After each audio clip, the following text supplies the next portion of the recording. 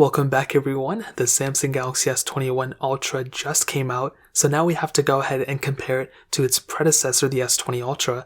Now, I've already bought and pre-ordered the S21 Ultra, so whenever it comes in, I'll go ahead and do a full comparison. But it's very interesting because the S21 Ultra is actually a very good phone for the most part. There's really not that much to hate on it. There are a couple areas that are kind of quirky, but I think it's okay, especially considering the fact I think it's actually a cheaper price than what the S20 Ultra originally came out for. But on the front, you can see that they both actually have kind of the same size screen, even though we do have technically a smaller display on the S21 Ultra. We had that 6.9 inch panel, the 1440p panel on the S20 Ultra, which was beautiful. Now that did kind of go down to a 6.8 inch panel, but I think it's totally okay. That S20 Ultra was humongous, so I think it's okay for the most part. 1440p panels on both, 120Hz refresh rates on both as well, which is great. USB Type-C ports on the bottom.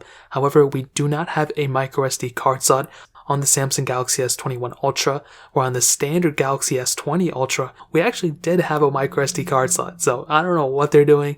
It's very, very backward stuff that they do all the time. It's just very annoying and it's just like so strange, but I guess that's what we have to deal with now. So there's nothing we can really do about it. So that's kind of, I guess, a negative side for the Galaxy S21 Plus. On the back, glass backs on both, but the S21 Ultra apparently does have that matte finish on the back, something similar to like a OnePlus 8 Pro, which is really awesome. I love seeing this kind of stuff, and I would rather have this type of, glass than the standard glass back. So that's another huge advantage for the S21 Ultra. And they do have, the camera setups on the back too, which I'll go ahead and hit on. It's very interesting because both these cameras were really good at the time. Now on the S20 Ultra, you had that 108 megapixel wide angle lens, 48 megapixel periscope telephoto lens, 12 megapixel ultra wide sensor, then a 0.3 megapixel depth sensor, where now on the S21 Ultra, we have the 108 megapixel wide angle lens, the 10 megapixel periscope telephoto lens, a 10 megapixel telephoto lens, then a 12 megapixel ultra wide sensor. So you're definitely getting, I guess, an overall better camera setup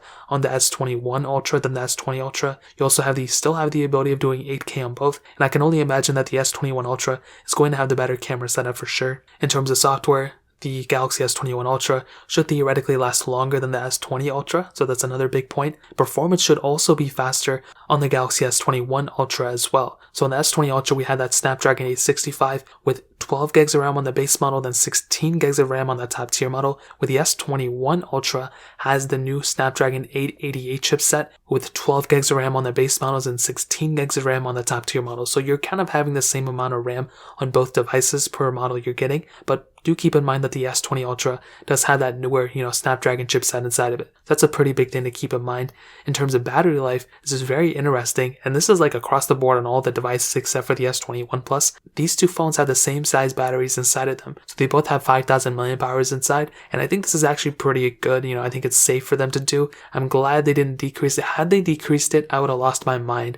But the fact that they kept it inside of the same range, even the same numbers, I think it's totally okay for the most part. I wish it was bigger, but again, there's nothing we can really do about it. So in terms of that really pretty much covers up this video. In all honesty, I think if you have an S20 Ultra, I would 100% recommend keeping it. I would not recommend going through and, actually going and upgrading your S20 Ultra to the S21 Ultra. It really doesn't make any sense to me, but I think overall that pretty much covers it up. If you guys have any other questions or anything like that, let me know in the comment section below. Hit the like button, but definitely hit that subscribe button. Every single subscriber that we get really does count, so it means so much if you guys can hit that. Also check out the other links down in the description as well. My Twitter, my Instagram, my other channels. More importantly than everything else, I love every single one of you guys. Hopefully I'll catch you guys in the next video. Peace out till then.